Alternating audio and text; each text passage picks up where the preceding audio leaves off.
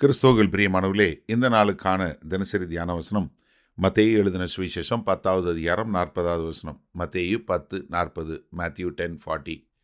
உங்களை ஏற்றுக்கொள்ளுகிறவன் என்னை ஏற்றுக்கொள்ளுகிறான், என்னை ஏற்றுக்கொள்ளுகிறவன் என்னை அனுப்பினவரை ஏற்றுக்கொள்ளுகிறான். காரணம் என்ன? அதாவது கர்த்தராகிய இயேசு கிறிஸ்துவை நீங்கள் ஏற்றுக்கொள்ளுங்கன்னு சொல்லி ஒருத்தவங்க சொல்லும்போது அவங்க ஏற்றுக்கொண்டாங்கன்னா, அவங்க யாரை ஏற்றுக்கொள்கிறாங்க? உங்களை ஏற்றுக்கொள்ளும்போது அவங்க யாரை ஏற்றுக்கொள்கிறாங்க? கர்த்தராகிய இயேசு கிறிஸ்துவை ஏற்றுக்கொள்கிறாங்க. அதே மாதிரி கர்த்தராகிய இயேசு கிறிஸ்துவை ஏற்றுக்கொள்கிறவங்க யாரை ஏற்றுக்கொள்கிறாங்க? பரமபிதாவையே ஏற்றுக்கொள்கிறாங்க. காரணம் என்னென்னா, நம்ம கர்த்தராகிய இயேசு கிறிஸ்துவ குறித்து பிரசங்கம் பண்ணுறோம்.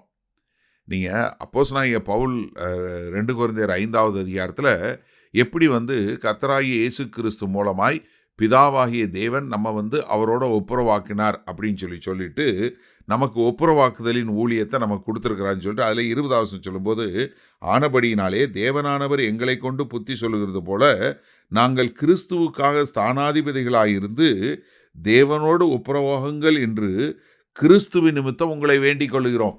அப்போ நம்ம வேண்டிக் கொள்வது என்ன? கிறிஸ்துவின் நிமித்தம் நீங்கள் கிறிஸ்துவை ஏற்றுக்கொள்ளுங்க அப்படின்னு சொல்லி நம்ம கேட்கறதுனால, அவர்கள் கிறிஸ்துவை ஏற்றுக்கொள்ளும் போது நம்மை ஏற்றுக்கொள்வதனால கிறிஸ்துவை ஏற்றுக்கொள்கிறாங்க.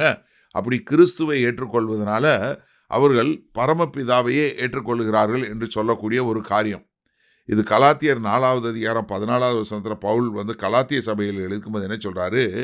அப்படி இருந்தும் என் சரீரத்தில் உண்டாயிருக்கிற சோதனையை நீங்கள் அசட்டை பண்ணாமலும் ஆரோசியாமலும் தேவதூதனை போலவும் கிறிஸ்து இயேசுவை போலவும் என்னை ஏற்றுக்கொண்டீர்கள்.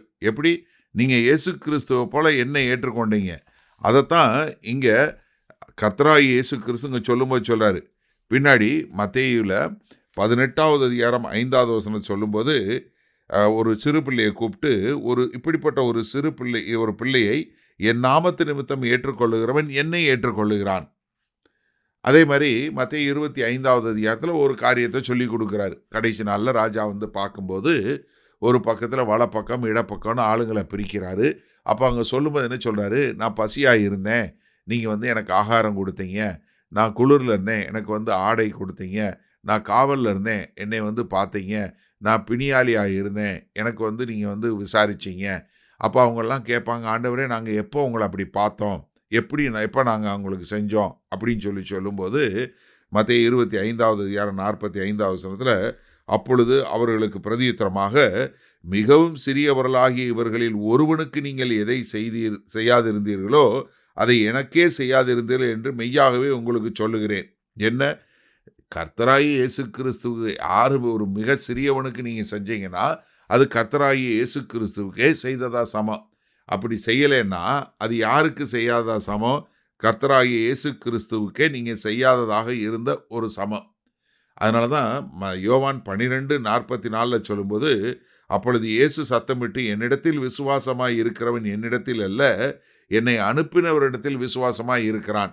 அப்போ நீங்கள் ஒருத்தரை ஏற்றுக்கொள்ளும் போது கர்த்தராகிய இயேசு கிறிஸ்துவை ஏற்றுக்கொள்கிறீங்க. அதை அவரை ஏற்றுக்கொள்வதன் மூலமாக பரமபிதாவாகிய தேவனையே ஏற்றுக்கொள்கிறீர்கள். சரி, இதனால் இந்த வசனத்தை நம்ம எப்படி எடுத்துக்கொள்வது? அதாவது இப்போ நம்ம ஒருத்தவங்களுக்கு போய் சுவிசேஷம் சொல்கிறோம். அவங்க அந்த சுவிசேஷத்தை ஏற்றுக்கொண்டாங்கன்னா அவங்க இயேசு கிறிஸ்துவை ஏற்றுக்கொள்கிறாங்க, பரமபிதாவை ஏற்றுக்கொள்கிறாங்க. அப்போ நம்ம தேவனுடைய வார்த்தையை சொல்லி இயேசு கிறிஸ்து மூலமாய் உங்களுக்கு ரட்சிப்பு உண்டு என்று சொல்லக்கூடிய காரியத்தை சொல்லுகிற வேலை நம்மளுடைய வேலை. அதோட நம்ம முடிஞ்சு போச்சு. ஆனால் அவங்க நம்மளை ஏற்றுக்கொண்டாங்கன்னா அவங்க இயேசு கிறிஸ்துவை ஏற்றுக்கொள்வாங்க, அதன் மூலமாய் பரமபிதாவை ஏற்றுக்கொள்வாங்க. அவங்க ஏற்றுக்கொள்ளலைன்னா அவங்க யாரை நிராகரிக்கிறாங்க?